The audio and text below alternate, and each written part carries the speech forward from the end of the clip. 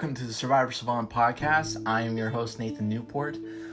Today, I am talking about... I'm sorry, I'm jumbling on my words. Today, I will be talking about my thoughts and reactions to Survivor Borneo episodes 1 through 2. No, not 2, 3. This heat today is killing me. But anyway, so... just to let you guys a little to know about me, in case you don't know me. My name is Nathan. I am on the autism spectrum, and I am a huge fan of Survivor. And I love it so much, I consider myself to know everything there is about Survivor. And that's why I thought to myself, why not start a podcast? And I call myself the Survivor Savant because, I'm on the autism spectrum, and then there have been cases where some autistic people have Savant syndrome. Not saying I do have Savant syndrome, but, I consider myself to be a Survivor Savant. And I've been given other nicknames too, like Survivor Wikipedia, Survivor Guru, but I didn't feel like those names would stick out as much for my podcast, so I decided to go with Survivor Savant. I think that's the best clever use of a name for a podcast that you could ever go with this. So now, getting into this more, we begin Survivor Borneo with the Marooning. The first episode is entitled The Marooning, where we see the 16 contestants aboard a boat that's heading to their location, Paluatiga, which is the island they go living off of in Survivor Borneo. And then we have the beautiful Survivor intro as it's playing its theme song. Hey, hi, hi, hey, hi, hey, hi, hi. I can't do the whole theme song, but anyway, we start getting into the show. We see everybody's getting wherever they can off the boats so they can get on their rafts and start paddling toward the beach. And we see Jeff Probst there, young Jeff Probst. He looks so different than he was back then. And then, as everybody's getting everything they need, we start seeing the tribes start paddling towards their beach, and the 16 contestants have already been divided into the two teams, or tribes, as they call themselves, named after the beaches of Paluatiga. You got the Tagi tribe, who's wearing orange. You have Sean, the doctor. I'm sorry, should I go by full name? I'm not gonna lie to you guys. I do remember some of the castaways' names, like full names, but not all of them. But anyway, so we got Sean Kenneth, who is a neurologist from Long Island, Kelly Wigglesworth, a river guide from Las Vegas, Rudy Bosch, a retired Navy SEAL from West Virginia, Sonia Christopher, a retired musician and cancer survivor from San Francisco, Richard Hatch, a corporate trainer from Newport, Rhode Island, Susan Sue Hawkins, a truck driver from Wisconsin, Dirk Bean, a dairy farmer from Wisconsin as well, and then Stacy, I think it's Stillman, who is a attorney from San Francisco. And then you got the Pagong tribe, who always wears yellow. It consists of Jervis Peterson, a YMCA basketball coach from New Jersey, Colleen Haskell, an advertising student from Miami. I think she's from Miami. And then B.B. Anderson, a real estate developer. Then you got Ramona Gray, who is a biochemist from New Jersey, Gretchen, who is a preschool teacher. Then you got Greg, who is a Ivy League graduate from Colorado. Then you got Jenna Lewis, who is a single mother from New Hampshire. I think she was from New Hampshire. And then you got Joel Klug, who is a health club consultant from Little Rock. Now, as we start getting into this episode, we see the tribes pull up on their camps, and we see the Tagi tribe getting all the supplies they have from the boat and onto the raft, onto their beach. Rudy was talking about how they had boxes and they were dragging them as they were paddling, and he thought that was a stupid mistake. And then we can already see that Rudy was kind of like the guy who's very honest about everything. He says what he has on his mind, and for some people they can find that as a good thing, but at the same time, it could annoy and rub some people the wrong way, as we see from Kelly Wigglesworth, who doesn't take lightly to Rudy's how should I put it, conversations or talking in a way. He may be a retired Navy SEAL, and that's good for him. I'm just saying what Kelly's saying, by the way, but this isn't his world, which he does have a point. You got different people from all walks of life here. You gotta understand that they come from different worlds. They're not living in your world, and we see that later on in the episode, where we see Rudy talking about how he feels like a fish out of water, and he doesn't know what MTV means. And then if this was like a tribe full of like Navy SEALs or something, they would be getting up early, working out, and doing proper like exercises. I don't know. And then he mentioned about haircuts. I'm like, okay. But he realizes that he has to be the one who's got to fit in around here. There's more of them than there is of him.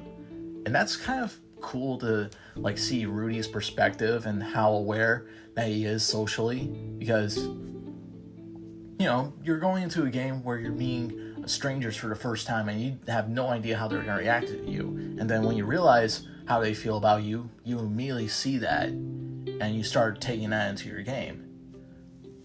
As we go along to Pagong, we see Ramona immediately, when she was on the raft, that she was starting to get seasick. She was even drinking water, and she immediately threw it up. And getting on the beach, she was talking about how she didn't like the motion about the water as she was on the raft. She was starting to get nauseous, which I could see that. I mean, I don't know if I've ever gotten seasick, but I would feel the same way too. Who if I was seasick, but again, I wouldn't know. I've never gotten seasick, but I do feel bad for her. Now, as we get back to Tagi, we see the tribe trying to figure out what they're going to do as far as getting a plan going and goes. And then Richard, the corporate trainer that he is, suggests that we talk about what we're going to do and how we're going to do it. But to some people, the corporate training stuff doesn't really work out here in the bush, as Sue would say. And I'm not gonna lie, it's good to have a plan going in, and it's good to be organized. And then Richard was talking about how he's confident that he's gonna win, that he's already got the $1 million check in his hand, and he's got a cocky attitude about it. But he's really also aware about his surroundings, and he's not trying to bring that up because he's already starting the game, and he's trying not to show how much of a conniving and manipulative person he is. But no, we start getting into it more. We see that they're getting the camp set up. They open up their crate to find supplies like rope, canned goods, tribe flag, machete, axes. They even got fish traps and rat traps, which comes pretty handy later on. Well, kind of. Then we got, and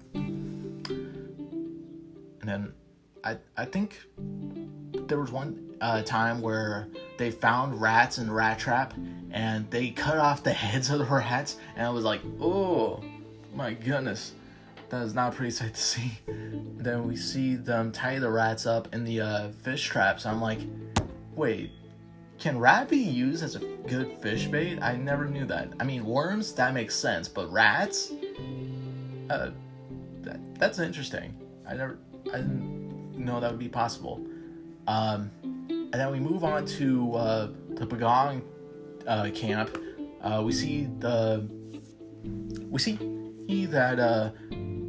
BB is like the hard worker at the camp. I mean, him and Ramona found the water well together, or they had a map. And then I found it funny that they were talking about how if they were voted out, that they would be the only ones who had the secret to finding where the water well was. So that would have worked against them. It was a double-edged sword.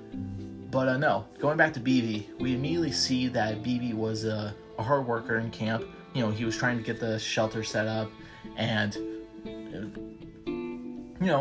as I started watching the episodes, and we see that BB was kind of like the only one who was showing any effort, while other people were like washing their socks or swimming in the pool or sitting around or drinking water. You know, BB was pointing out that there was a lot of lazy people. And then Gretchen was the only one who was helping her out. But even Gretchen was noticing how hard BB was working. And she's trying to point that out to him, but he's and I say this with polite kindness, he was a stubborn mule. But I understand where Gretchen's coming from. It's good to like show you got work ethic, but at the same time, you gotta know when enough is enough, and you gotta learn to conserve your energy. Otherwise, when you get to the really important stuff, and you got nothing left in the tank to help you out, then you're gonna be out of this game sooner than you can find yourself setting up the first bamboo pole for your shelter, per se. Now, getting more into the rats, we see that later one night there was rats around the camp, and that Ramona was talking about how Joel almost had like a rat sniffing his ear. Oh my goodness. I would not live through that if that was me. I'm not gonna lie. If a rat was sniffing up my ear, I would kind of freak out. But I'm willing to tough it up because I'm willing to quit. And then going back to Tagi, we see that they got their flag set up, and they got a good shelter build up and a latrine, which, if you don't know the outdoors, the latrine is kind of like your bathroom system out there. And then knowing that you got Doctor on your team is a good advantage, because he's there to help heal you up, especially for Sonia. She scraped up her leg, which was bleeding, but Sean was able to cover that up. Now Sonia, she was a sweet woman, and I don't know if you noticed or not, but Sonia, she recently passed away in April last month, and it's sad knowing that, because she was sweet. But now, as we get further, going further into this, I'm sorry if I'm stumbling. I think I'm trying to think about my words. We see Sonia is a gifted musician as she plays her ukulele, singing her song, and I was enjoying it. I was clapping along, listening to it, and having a good time. Even Richard, despite being the conniving person he is, actually thought it was really nice. Now, we get into the fire making aspect of the show. Now, as everybody knows, fire is life out there in the jungle. And if you don't have fire, you're not going to last. So, Pagan got their fire started quickly because BB has glasses. And then you got Tagi, he trying to start a fire by rubbing two sticks back and forth. But nothing was happening. Now, unless you're like my dad, who knows everything there is about the outdoors and I consider him to be a jack of all trades. There are so many ways you can make a fire. One is the magnifying technique, one is using sticks, and then, unless you're somebody who thinks ahead and goes camping, you take matches or a flint with you. Those are one of the tricks that you have as far as fire making goes. And then you have... Okay, moving on to the tree mail.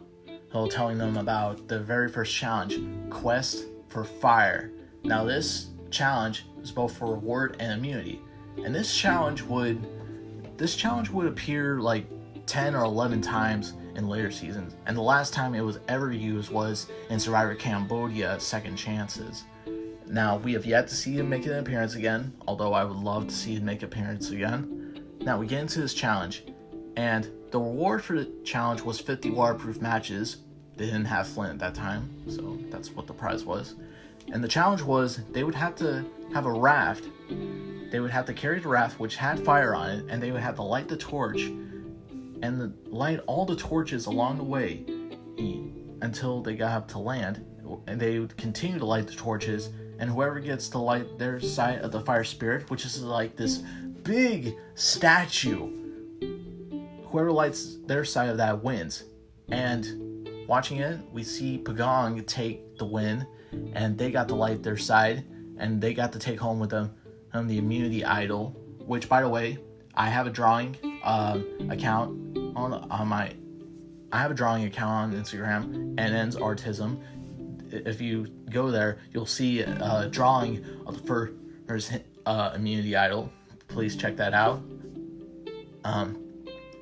But as the challenge was over, Tagi had to go back to their camp, like walk of shame, go back to their camp, and had to figure out who they're going to vote out first off the island. And we see Pagong light up the fire statue, which I thought was kind of fun, in my opinion. Now, we see throughout the episode that 4 people on Tagi stood out as people to get rid of. Richard himself says that he was one of them because of how he talked to others and how he was trying to like get people to do it this way. Which I would find that annoying. I would find that annoying and be a reason to vote him out, but you know, that's just how it works. And then we got Sonia, who I did not mention this. Sonia, during the challenge, she was trying to carry the raft with the fire on it, and she stumbled and fell. That kind of caused Tagi to lead. But also, we see so that's the reason why Sonia was one of the 4 to be voted out. Another one is Rudy, because of his honest, blunt speaking and his ways around camp. Even Stacy said herself that she was getting tired of him criticizing everything, and the fact that he was taking food. And she even talked to Kelly about forming an alliance with her, Kelly, and Sue to start an alliance so that way they can vote out Rudy. But even Sue was like, well, of course, Stacy, he was wanting to get rid of Rudy because Rudy's yelling at people that they're not working hard enough, because Stacy apparently wasn't moving her butt. I don't know.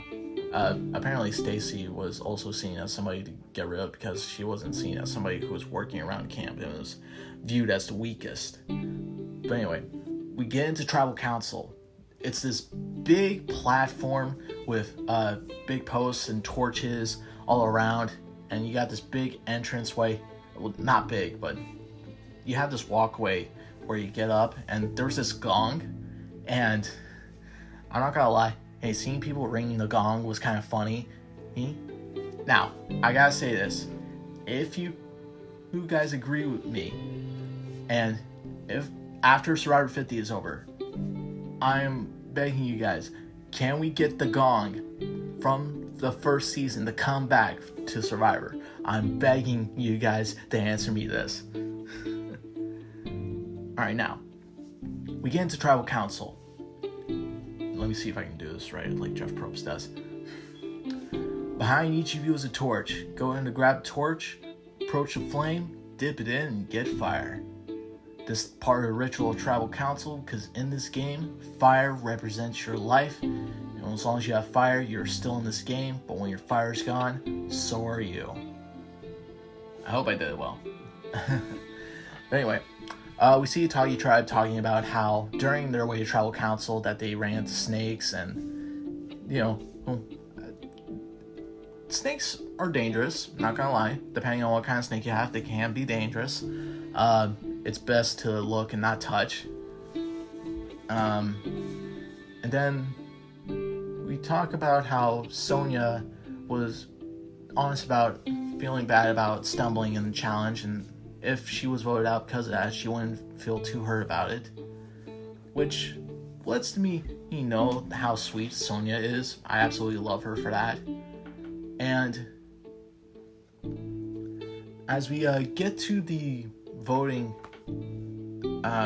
we see Sue voted for Sonia. She spelled it weird though. She spelled it like Souna. Is that actually a way to spell Sonia? Because when I first saw it, I thought it said Sona. I mean, that's just my honest opinion. So Sonia got a vote. Then we see Rudy got a vote, not surprisingly, from Stacy. And then out of nowhere, Richard votes for Stacy. He doesn't know why. He just voted for her. And when that vote came back up at tribal council, oh, she was so shocked. I just love the look on her face when she was so shocked by the vote. Now, and then as we get further into the vote reading, we see Rudy got 3 votes, and unfortunately, first person voted off the island was Sonia, which brings me such heartache because, she even though she was known for being the first person ever to be voted out off Survivor, and knowing that she's passed, it really does tug on my heartstrings knowing that she's gone. But now she's up there with BB and Rudy. Rest in peace to those 3. That's all I gotta say. Rest in peace. But anyway, the tribe has spoken, and Sonia's gone. 17 are left. As we get into the next episode, the generation gap. Now, this episode mainly focused on the events that happen at Pagong, mostly, particularly with BB, as BB continues to do things on his own and thinks that not everybody's pulling their weight around camp. And as much as it's good to have a good workhorse around, they also don't want on somebody who's too bossy. And I apologize about that. There's some loud guy with the car. I don't like that. Anyway, so we see BB continuing to argue that there are still some lazy people around, and if anybody's not working hard, then he's gonna get no respect from them. Or respect from him to them, if that makes sense. And to make matters worse, we see later on that BB decides to wash his shirt in the pot that they used to boil the rice, while they still had the clean water they had from the well. And BB just goes out to wash his shirt. And I'm like, why would you do that? They were gonna cook in that, bro. And then they were talking about how they can't go back to get more because it was starting to get dark soon and it was raining. And BB was saying how he was willing to go back just because of that. But everybody was trying to tell BB that they can't go off and do things on their own. They have to be unified and united with the decisions that they make. And instead, BB just goes off on them saying that,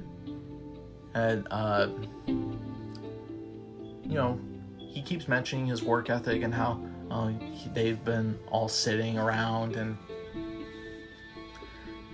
BB just goes off saying how he's not wanting to make decisions with other people. He does things his own way. He's not going to be told what to do.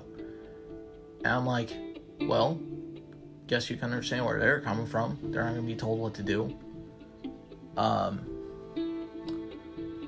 anyway, so we immediately see that BB is someone who doesn't want to be the one who doesn't want... He wants things done his way, is what I'm trying to say. It's either his way or the highway. And that can be seen as a really bad thing, because people are not... there are some people who are not, compliant to that, if I'm using the word correctly, compliant. But as we get further into the episode, aside from BB, we also see Ramona, who's getting sick. She also, any food that she tries to eat up, she immediately throws up at, including rice, which I am going to be honest with you guys. And I'm not saying that rice is a bad food to have on Survivor. I'm just saying that rice, for me, in my honest opinion, is probably like my least favorite food. Like, literally, the texture of it and how it's cooked, I just don't like the rice. I like horchata, however, which is like rice, milk, and like a caffeinated beverage or something like that. I don't really know that much about horchata, but I just know it has some contents of rice in it. But I like that. But rice, no. On its own, I don't like it. Now, if I was forced to have to eat that rice as my main supply of food for if I was on Survivor, I'm willing to do that. But I still state that rice is my least favorite food. Okay, now, going back to Toggy, we see Stacy talk to Richard about who she thought gave her a vote to her. She immediately thinks it's Rudy because she was going after him. And I lost my train of thought. Oh yeah, and then Richard was like, she thinks Rudy is like hard and abrasive and how he talks. I'm like, get out of here. You know, because Richard's actually somebody like that, but a lot worse. And then Rudy was talking about how if they were friends in real life that they wouldn't talk too much, which was kind of harsh, but you know, what can you do? Then also see the result of what happened when you put a rat in the fish trap. Now, apparently, fishes will take rats as bait, but when it comes to catching the fish in the fish traps, no success.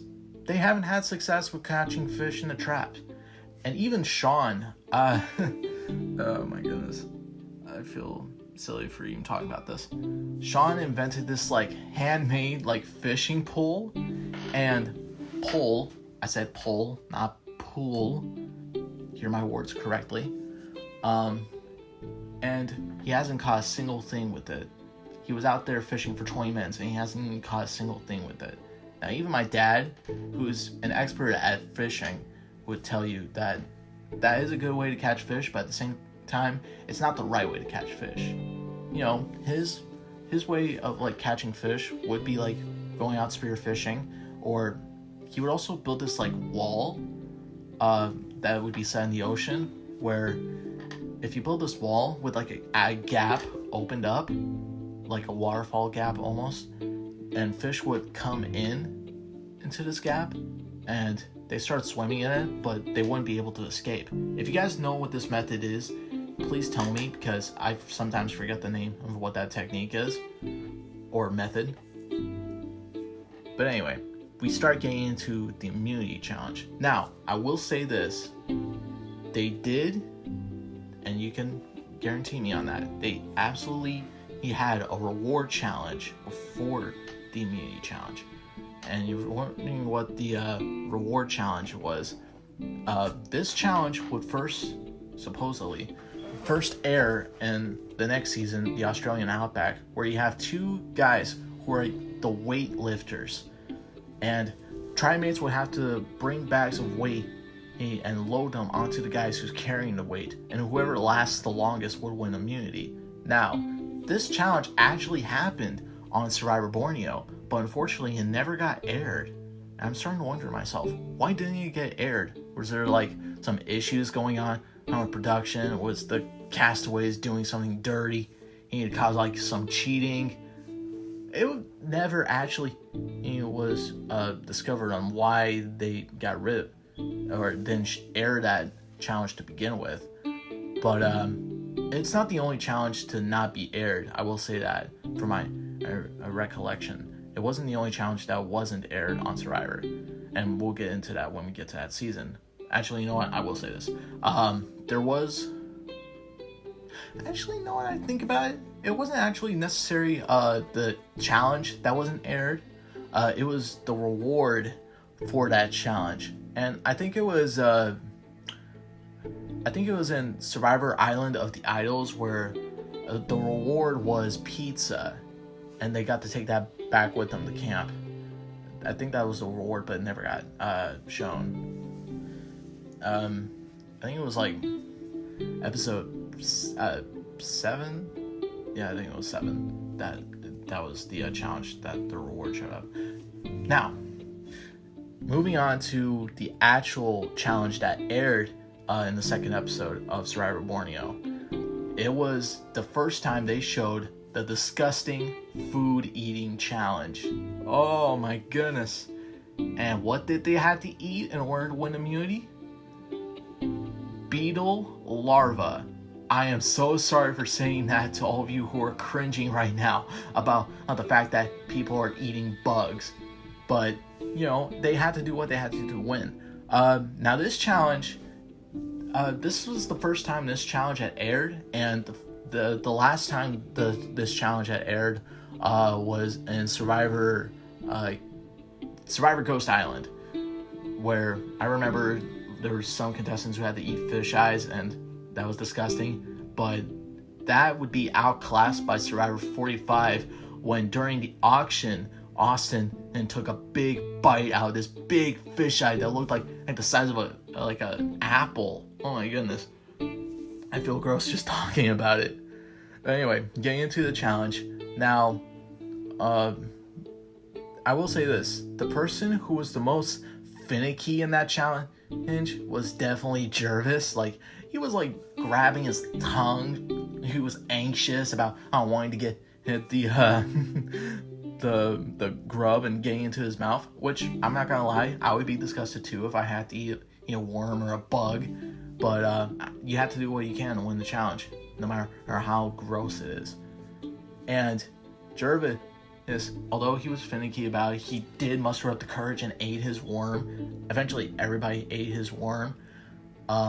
Surprisingly though, Stacy and Richard were the only ones who swallowed the worm whole, beetle larva whole, without even chewing it up. I'm like, why would you not chew it up? That would be disgusting. And I'm not gonna get into too much detail about it, because it would gross people out if I kept talking about it more. And then I noticed something when Jeff said, when they were tied and they had to go to a tiebreaker, both tribes had to choose someone from the opposing tribe on who they thought was the most squeamish person, the person who would eat the beetle larva less. Now Jervis was the obvious choice for Tagi, but for Pagong, they chose Stacy out of all people. They thought she was the one who was the most finicky, when after seeing that she swallowed it whole without chewing. Now I'm like, why would you do that? And if I had to choose who would be the most finicky on Tagi, I'm gonna have to say Dirk, because Dirk, he did get his worm down, beetle larva down, but after swallowing it, he almost looked like he was about to puke. Like, he put his fist up to his mouth, almost like he was about to puke. So if I would have chose someone else other than Stacy, I would have picked Dirk. But you have to live with the choices that they make, and unfortunately, Pagong had to live with the choice they made when Stacy went for Tagi, and Pagong had to go to tribal council. Now, before they went though, BB talked to Gretchen about considering putting himself up to be voted out, which, I'm not gonna lie, I would hate having a quitter on my tribe. No offense to the people who, I'm sorry, I'm gonna be blatantly honest, I don't like quitters. I'm in this game to win, and I'm willing to give it my all. And the fact that there are people who are out here and they want to live the adventure, but at the same time, if they're showing that they're not putting their all in it and they're willing to give up at any time when they can, I don't like it. I don't know. I'm just not a big fan of quitters, I guess. I don't like quitters. But with that said, BB was considered to be one of the choices because he was willing to put himself up. Another one was Ramona, due to her not working a lot and to her being sick, which I'm not gonna lie, that would be a major reason why I would vote someone out. But when it got to tribal council, now I gotta say, if I could give a critique about how I felt about this season's tribal council, it was starting out. I liked the how it looked. It was a big rounded base with torches and branches, and it definitely looked like you were out there in the middle of the jungle. Like I said, it was starting out. It didn't know where it was going, so they had to work with what they can, and I thought it was a good first tribal council whole area of starting for their first season. Now, getting into the voting, though, there were 2 votes for Ramona by BB and Greg because of her lack of energy and less eating. But eventually, in 6 votes, the second person voted out of Survivor Borneo was BB, the second oldest man to be competing on that season alongside Rudy, who was not in the tribe, but where I'm coming from. So the tribe was spoken on BB, and 6 contestants remained. 16. I said 16. I said 6, but it was actually 16. Now, no wait. 14. I'm sorry. I'm losing my mind here. I'm sorry. It was 14 contestants who were left, and then we get into the next day, and then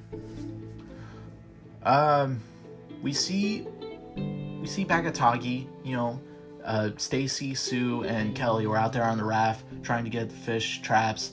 Once again, nothing came in, and we see that Kelly was talking about how after she greeted Rudy, hey, good morning, he was like, you're wasting your time out there. You're not going to find anything. It's a waste of time. And Kelly was like, well, good morning to you too.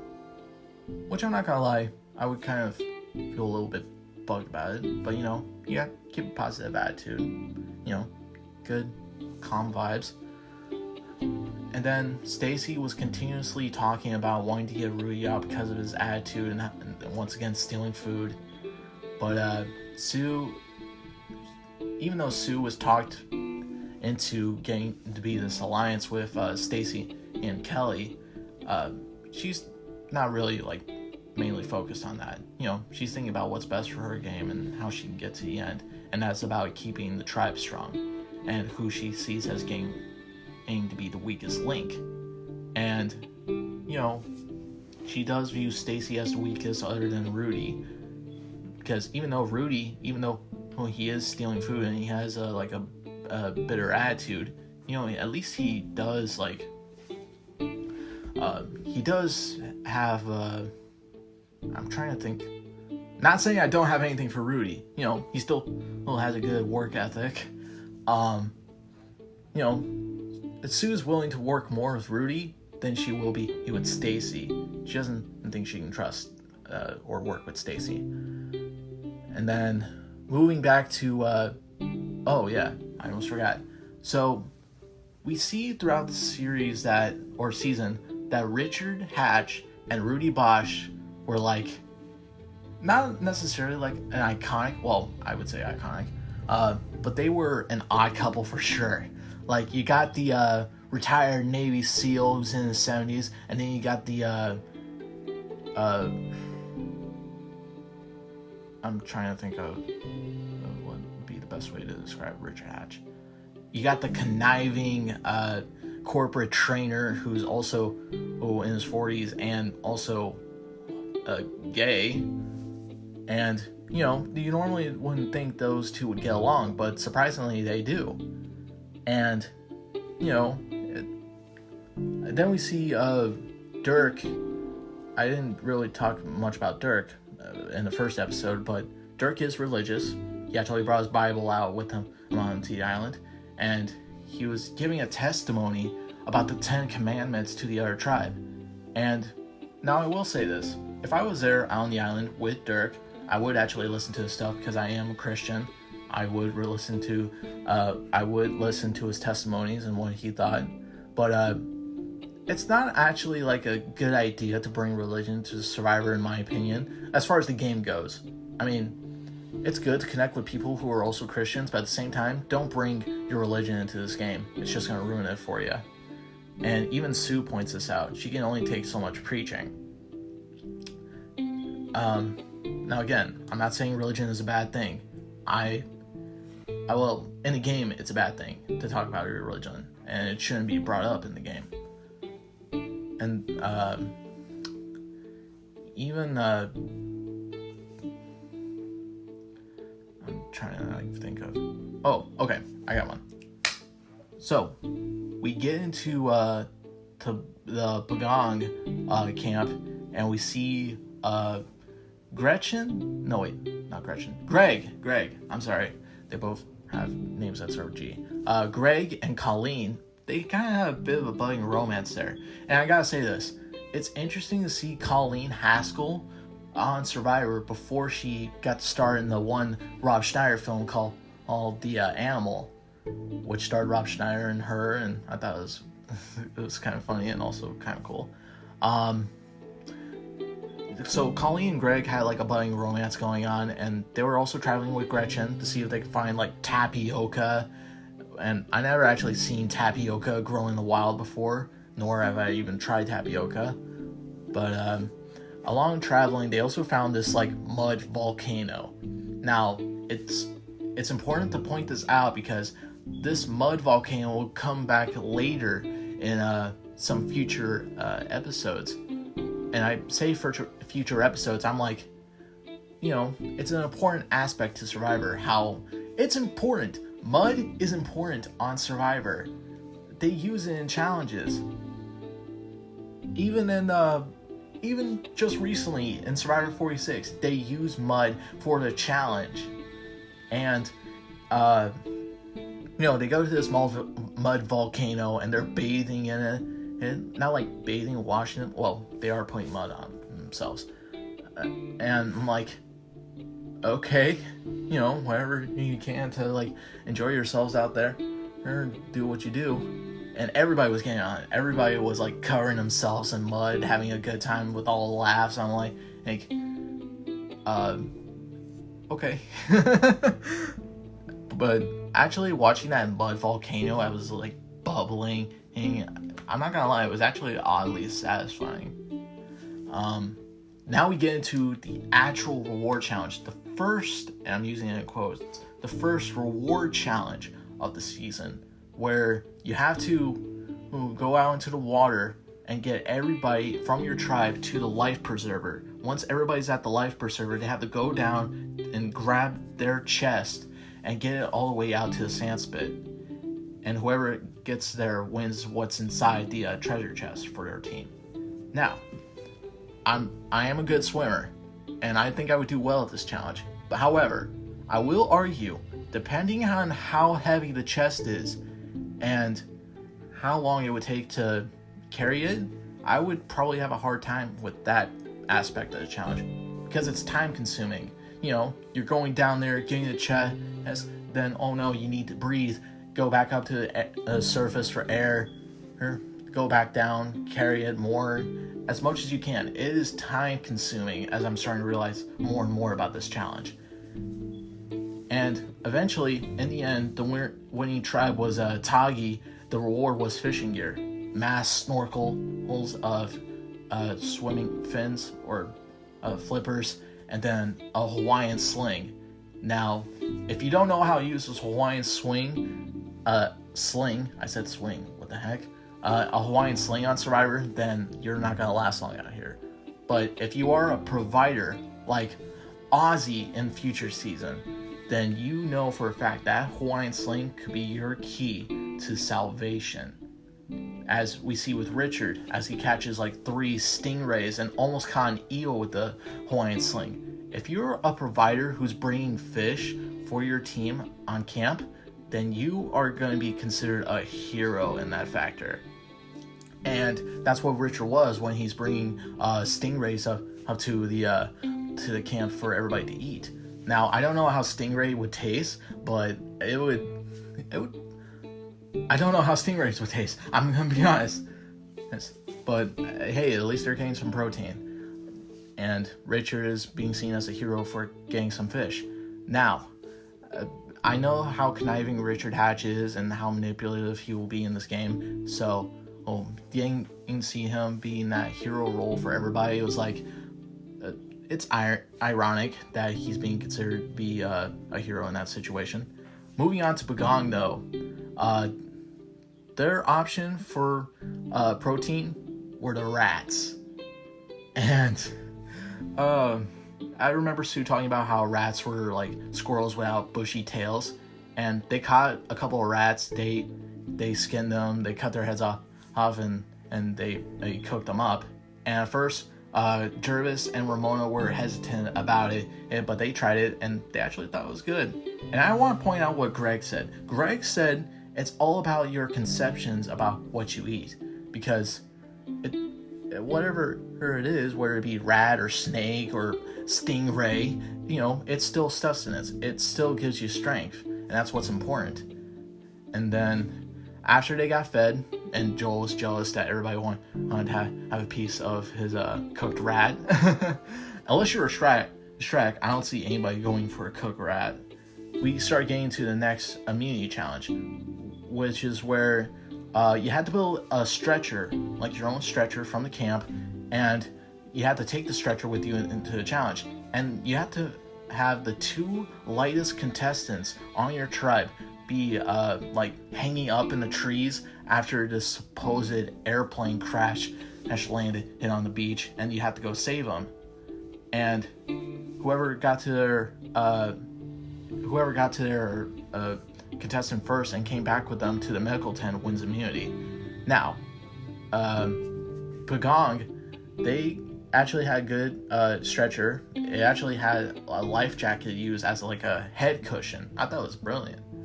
So I will point out, it's interesting that to see the tribes utilize their resources and use them in the challenge and make that into each of their stretchers. I thought it was very cool. Even the challenge itself, I like the tree melt that they use for a challenge, using it like Morse code, which is very fun. But now, after challenge was over, Pagong won. They were saved from tribal council. Tagi had to go back, and it was clear who the choices were as far as who they were going to vote out, whether it be Stacy or Rudy. And then they were all heading to tribal council, and it was starting to rain, like heavy downpour, thunder coming in, and Jeff was even saying himself how it turned from the hottest day on Borneo to the wettest night in Borneo. And I'm like, that kind of sounds like my hometown. But anyway, Jeff even brings out this like conch shell at tribal council, and I'm like, okay, this is the talking conch shell. Whoever has the talking conch shell, well, you get to talk. If you don't have it, you don't talk. And I'm like, imagine if we actually had this at tribal council in current seasons. The people would go wild fighting for that conch just to like speak to each other. Oh my goodness. So after everybody's like give their word on why they think they should stay longer in the camp, even Richard was like, don't vote me out, I bring all the fish. Everybody votes, and they had to do it quickly because it was raining heavily on them.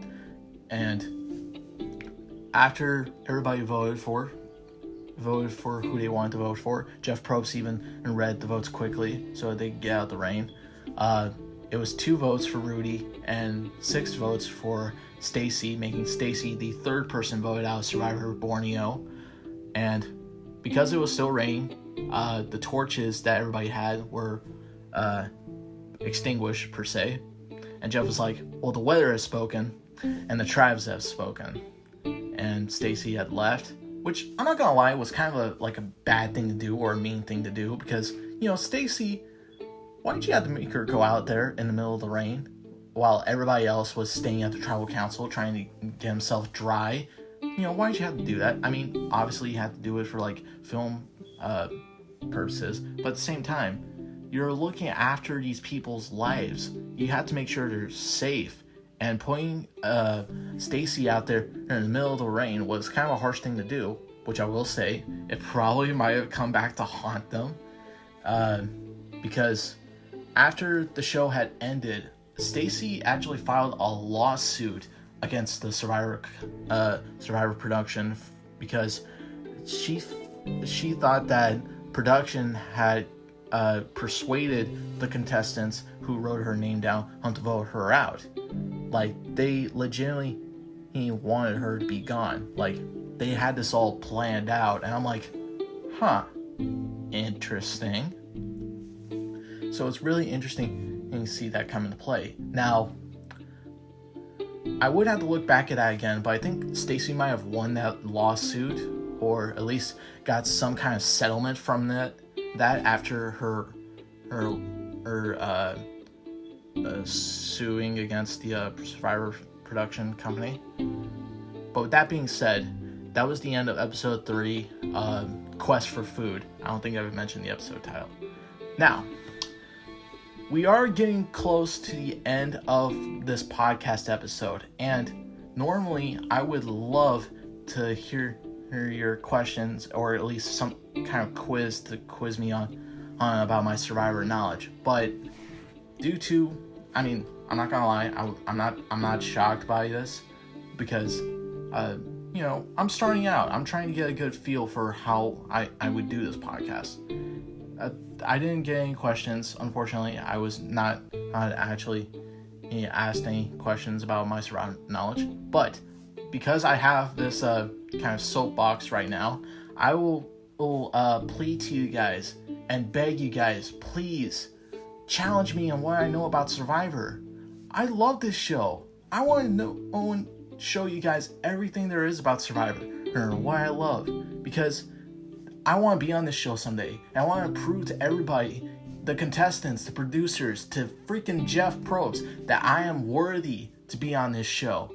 And only people like you can help prove that. Now, with that being said, thank you guys for listening into my first episode of Survivor Savant podcast. I will be here next week to give you guys my reactions of episodes 4 through 6 of Survivor Borneo. But until next time, thank you for listening to me outsmart, outclass, and outspoke with the Survivor Savant podcast. Sorry, I had to do that dramatic effect there for the content. With that said, thank you guys for listening in, and this is Nathan Newport signing out.